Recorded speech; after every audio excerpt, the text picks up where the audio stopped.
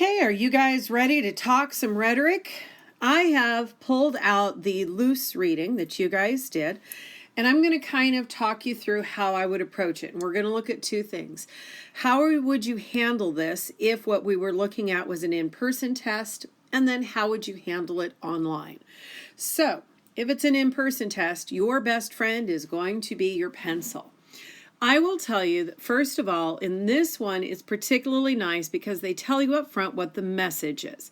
That loose is going to criticize the American press for sacrificing journalistic integrity in favor of public demand and sensationalism. So we already know going into it that this is going to be a critique. And so that helps us sort of frame where we're going. They would not give you this introduction if there were not valuable information in it. So make sure that you don't skip it. I know that this is 1960, that this is that she is a journalist and a politician, and she's speaking to the Women's National Press Club. It then says how she uses this introduction. So this is just the intro to her speech. Okay. So I kind of now have an idea of where we're going with this. So what am I going to do? I'm going to start reading. And as I read, you need to keep in mind, you don't know what's important. Your first read through, all you're doing is you are looking to strip out anything that stands out rhetorically. And there are a lot of things an author can do. You can look at what kind of evidence an author chooses to use. Do they rely on personal examples or do they rely on statistics? Do they pull in evidence? If so, who are they pulling evidence from? And why would the audience respect that source of evidence? You can look at repetition, their use of personal pronouns. You can look at the structure, whether it goes from very general to specific, or whether it goes specific to general, or maybe they're presenting things chronologically, and why are they presenting it chronologically? So going into this reading, I know there are a lot of elements I might look at, but as I'm reading, I'm just looking for what is there. There's no right or wrong answer. Okay, I am happy and flattered to be a guest of honor on this always exciting and challenging occasion. I note two things. I note I've got some I's here, so I've got some pronouns that are kind of interesting, so I would mark that in the margin. But I'm also noticing this, exciting and challenging. Those tend to be opposites. And so I would go ahead and I would mark that. Now, it could be that that's the only opposite that I'm going to find in the entire reading, and then it wouldn't be important. But I don't know right now, so I'm going to mark it. But looking over this audience tonight, I am less happy than you might think and more challenged than you could know. Okay, again, I've got pronouns, this time with the yous, but I also have, look, I am less happy and more challenged. So I've got opposites again. I stand here at this rostrum, invited to throw rocks at you. Oof, that's a rather strong metaphor. I'm going to assume it's a metaphor. I assume that she is not throwing rocks because that would be a whole different kind of gathering. You have asked me to tell you what's wrong with you. Okay, definitely we've got strong pronouns there. The subject not only is of great national significance, but also has, one should say, infinite possibilities and infinite perils to the rock thrower. Again, I've got that infinite possibilities to the infinite perils, so we've got opposites.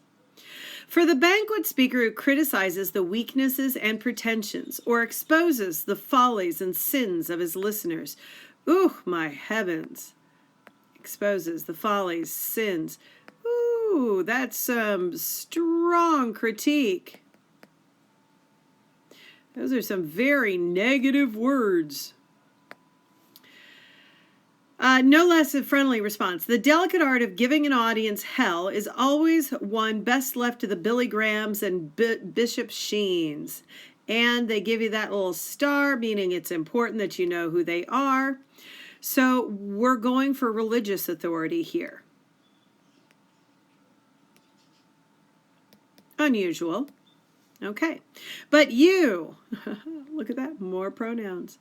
But you are an audience of journalists. There is no audience anywhere who should be more bored, indeed more revolted by a speaker who tried to fawn on it, butter it up, exaggerate its virtues, play down its faults, and who would more quickly see through any attempt. Okay, so before we critique them, now we're kind of complimenting them, which is another kind of contrast. I ask only to remember that I am not a volunteer for this subject. You asked for it. And I can now see the pronoun use might actually be pretty important because I keep coming back to that pronoun use. I also keep coming back to opposites. Lots of opposites here. For what is good journalism all about? On a working finite level, it is the effort to achieve illuminating candor in print and to strip away cant. So we're seeing more of that sort of opposites, although in this case, it's more a rhetorical trick that's not content-wise. It is the effort to do this not only in matters of state, diplomacy, and politics, but also in every smaller aspect of life. Oh, we're contrasting state against smaller aspects. It is the effort to explain everything from a summit conference to why the moon looks larger coming over the horizon than it does when it is fully risen in the heavens. It is the effort, too, to describe the lives of men and women, big and small, close at hand or thousands of miles apart. This is one great big long definition. And so she is actually defining the concept of journalism. And she's defining it in a very specific way. Okay. Yeah, I can spell.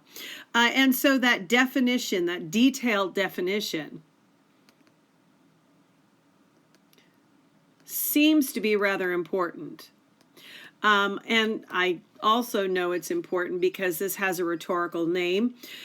You don't need to know the rhetorical name, so I'm not even going to mention, but there is a rhetorical name for when you define something in great detail down to the little small bullet points of what it means. If you go and if you look up virtual salt,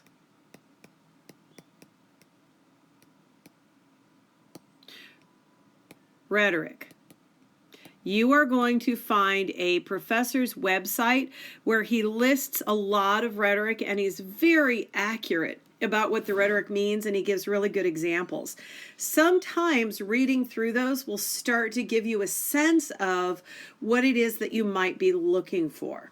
But detailed definition is one. Okay. No audience knows better than an audience of journalists that the pursuit of truth and the articulation of it is the most delicate, hazardous, exacting, and inexact of tasks. Okay, again, being exact and inexact, being delicate, which almost sounds soft, but being hazardous, which is definitely strong.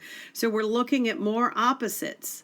I'm starting to think that opposites might be a pretty important thing here. Consequently, no audience is more forgiving, I hope, to the speaker who fails or stumbles in his own pursuit of it. The only failure this audience would never excuse in any speaker would be the failure to tell the truth as he sees it about his subject. So the only failure is a failure to try and tell the truth. So we're playing with that idea of failure, but also that's a little bit of an opposite. There is no failure as long as you're trying. The only failure is a failure to be willing to fail. Yeah. Yep. In my perilous but earnest effort to do so here tonight, I must begin, again, we're back to the eyes, by saying that there is much that is wrong with the American press, but there is also much that is right with it. Wrong, right. I know then that you will bear with me, much as it may go against your professional grain, if I ask you to accept some of the good with the bad, even though it may not make such good copy for your newspaper. So again, we're doing contrast, and again, we're doing the personal pronouns. For the plain fact is that the U.S. daily press today is not inspiringly good. It is just far and away the best press in the world. So you're not good, but you're the best we got. So that's a bit of a contrast there.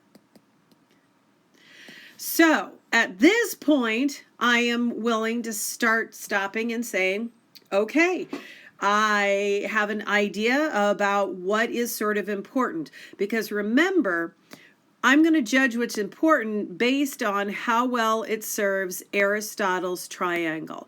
And that means my question always has to be, what is the speaker doing to try and build a relationship with the audience? That's the base. And how does that relationship help push the message? And her message is, journalists, you are too caught up in selling papers and not caught up enough in ethics.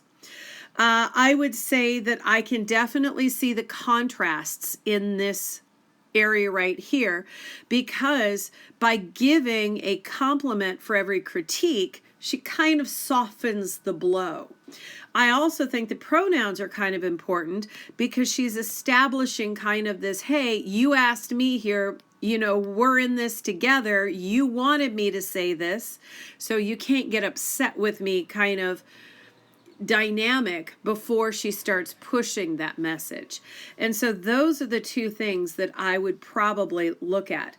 Now, if you notice, there are things here that I marked, such as you've got religious authority referenced with the Billy Grahams and Bishop Sheens. The metaphors, you invited me to throw rocks at you. Those are one-offs, which means they are not going to be anything I'm going to focus on. I am looking for places where there is a pattern, where the author is very clearly using that pattern to establish Aristotle's triangle. So if it doesn't serve Aristotle's triangle, I'm not going to go for it. Now, what if we're doing an online test? Well, how would it look different if I did that? Okay, as I was reading, this is what I created as I read. I started off with, I am happy and flattered. And I thought, okay, this is going to be about the eyes. And so all I'm doing is I'm trying to pull little tiny bits and pieces of quote fragments so that I'm not staring at an entire piece and trying to make sense out of it. I want to break it up into its little bits and pieces. But the minute I wrote down I am happy and flattered, I realized, oh, wait, ding, ding, I am less happy. I actually have a contrast there. What I then did is every time I hit a contrast, I put all the contrasts together in one part of my paper. Over here, I put the Billy Grahams and Bishop Sheens. That was my religious imagery. But if you notice, there's nothing else near it because I didn't have another one. The same is true with to throw rocks at you. The metaphor, there was only one. So that's not interesting enough to sort of write about. I then started noticing you had a lot of yous. So... and then you've asked me. So you can see these are sort of the yous. And I could play with, I could have a paragraph just of yous, or I could also pull in some of these with the eyes as well. Now, if you notice, I ran out of room. I had so many contrasts that I had to pop down here to write more of the contrasts. When you pull it all out like this, is it pretty clear that her idea of contrast is kind of a big deal? Because it kind of is. I only ask you to remember that I am not a volunteer. That looks like it's kind of hanging out, but I actually think once I take a step back, I think that connects up here in terms of pronouns pretty nicely. And then here you have her definition of journalism. And then up top, this is where I sort of in my own words wrote, what is it that the message that she is pushing? So this is that big M message. So now my question is, if that's the message that all of this should be pushing, what is my speaker doing to establish herself? And how is she creating a relationship with the audience in order to push that message? That's what I have to look for. Why and how, why and how. And I want to make sure I have a clear idea of that before I start writing.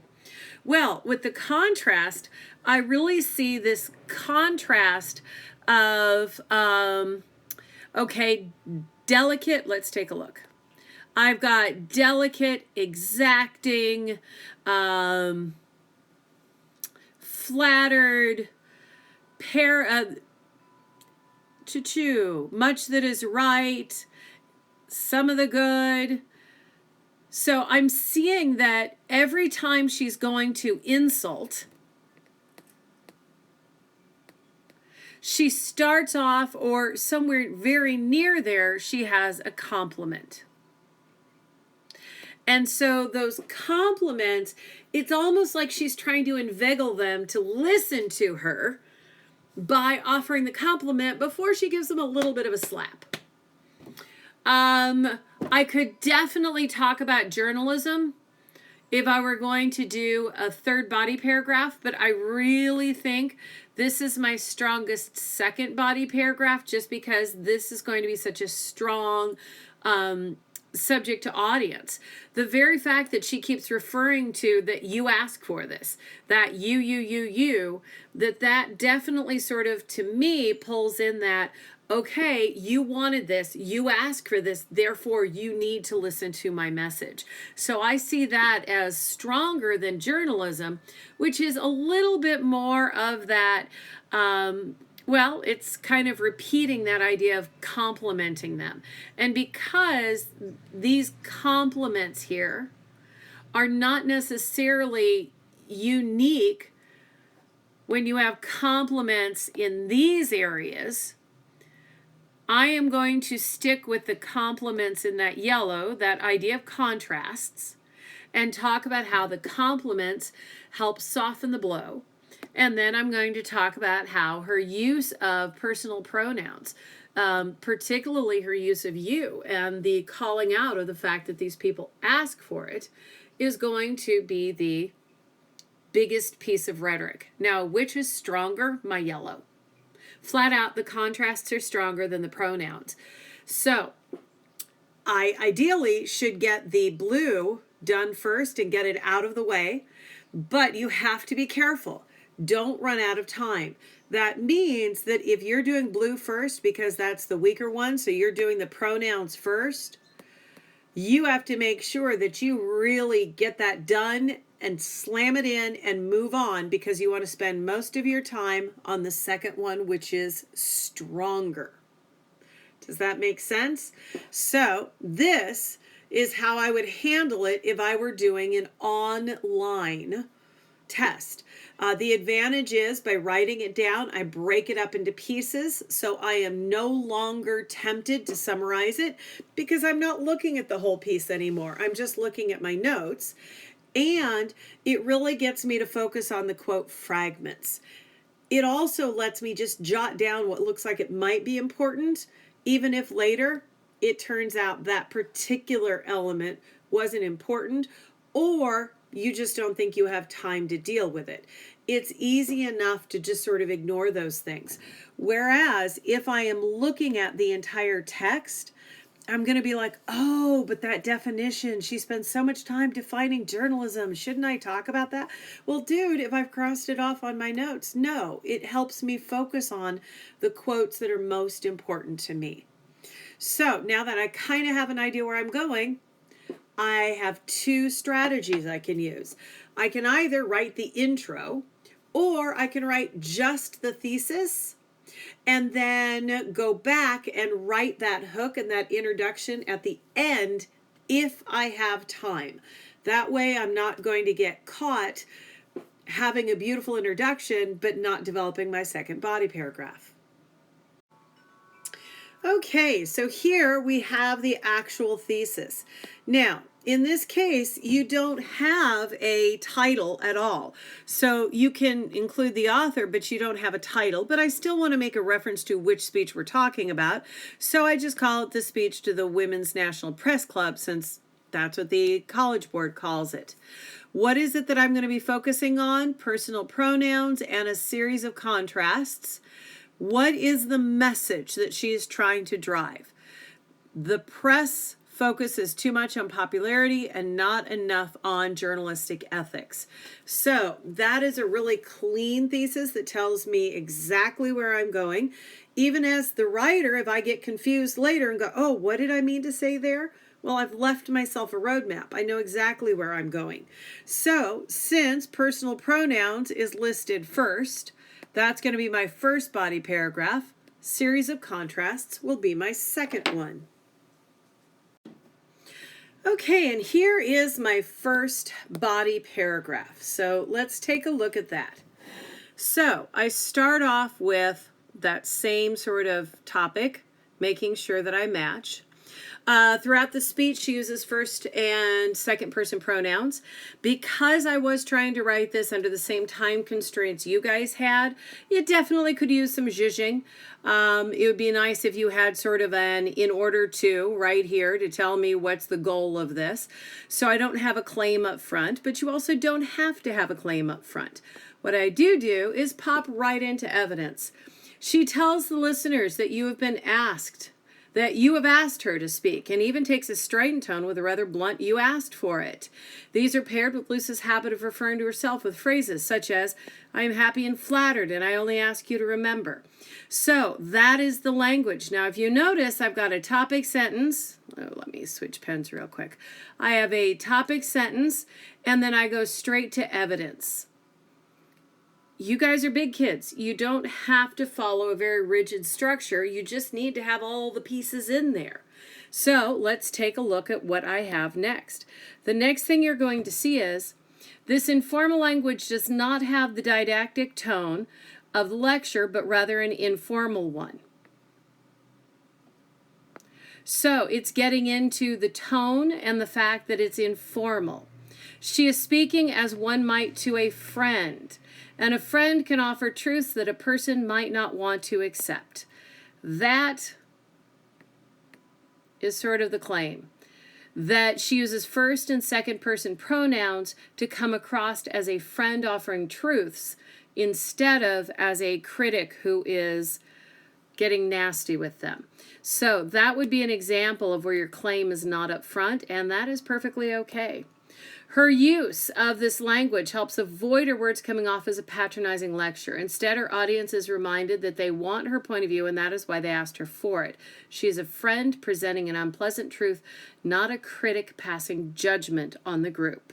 So you can see that this is talking about why did she do that, and how does that affect that Aristotle's triangle?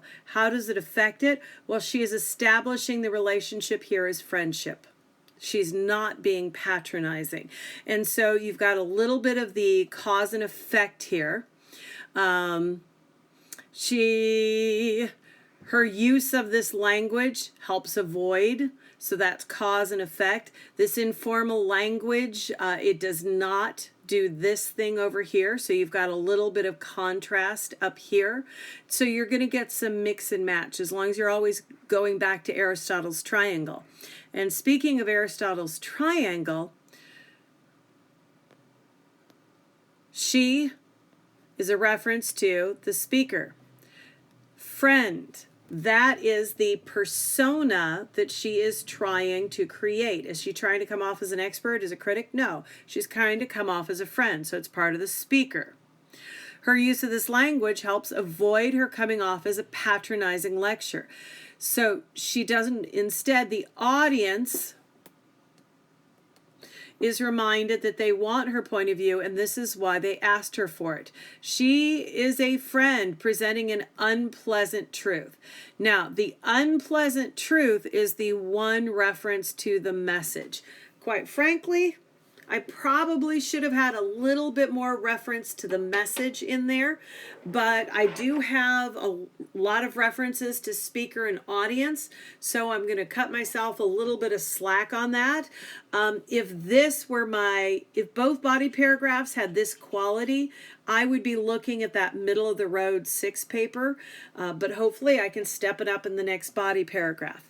You will also see that I am not like killing myself with rhetoric, but where do I have it? Right here. Antithesis. She is a friend, not a critic. She is presenting, not passing judgment. She is presenting an unpleasant truth, not passing judgment on the group. So you've got parallel structure, but opposite ideas. So I've got a sentence of antithesis right there. You also have a little bit of vocabulary. You can see patronizing. Do I have another one in here? Didactic. And so by dropping just a little bit of it here and there, it gives the audience a sense of, yes, give me more time and I can pull out some smashing good grammar and rhetoric. So they're looking for evidence that you could do better. They're not looking for you to be perfect. This should be a very, very pretty rough draft, not a final draft. So let's get into the paragraph that hopefully will be even a little bit stronger, because this one, it certainly works. It certainly is passing, but speaker, speaker, speaker, speaker, audience, audience, and just one little passing reference to message. Not my finest moment, but not all our moments are the finest. Okay, here is my second body paragraph. Now, I will tell you, even when I was writing the first one, I knew this wasn't as strong, but I also knew this was the weaker of my two arguments, and I didn't want to spend a ton of time polishing this up and making it perfect when I knew that this was going to be my stronger argument. So you can see I start with a very strong transition. If you look in here, you'll also find that there are places where I've got where is it? There you go. I've got places where I've got some really strong syntax, where I've got some really strong vocabulary, which I'm not seeing as I'm just looking. As we read it, I'm sure I'll spot more. But again, I am just looking to drop enough of these hints that I'm kind of awesome, that the reader tends to go, okay, given more time, this would be cleaned up, because it's not totally and completely clean. So, far more significantly to the development of her message, Luce includes a steady stream of contrasts in order to mitigate any anger. You're going to have that. And yes, I did really do that on my actual timed writing, not the end of the world. She might inspire by suggesting the press has lost some journalistic ethics. So you can see here, all I do is say what the trait is. And so this is much weaker than this, where I've got that in order to do this. I have my claim up front here. So in the first one, the claim did not come until here. And in the second body paragraph, it's to mitigate any anger she might inspire by saying that the press has lost its ethics. So this is definitely a stronger one in terms of presenting a why. But here I did save myself because I got into the why sort of later into the paragraph. Her introduction starts with a warning that she is happy and flattered, but also less happy. That her speech recognizes the infinite possibilities of the press while also acknowledging the infinite peril. So that is my evidence. She does not offend the audience by focusing so exclusively on the negative aspects of the press, but instead she inveigles, haha, I told you there's more vocab in there, and I also have a dash there. She also inveigles them to listen to her by offering a compliment with each challenge. By recognizing their strengths, she tempts them into listening to her criticism. So, what am I seeing there? She, oops, it's not audience, losing my mind. She, speakers, does not offend the audience by focusing so exclusively on the negative aspects of the press,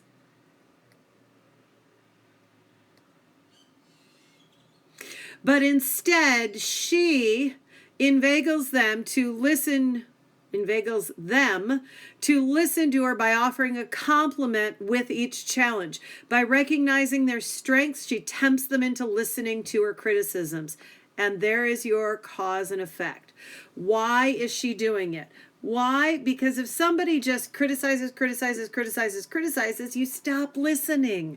But if somebody has compliments, then you're like, oh, okay, well, maybe I'll listen to you. The pattern of contrast continues when she speaks. Oops, that's not what I meant to do. The pattern of contrasts, come on, continues when she speaks of the press itself.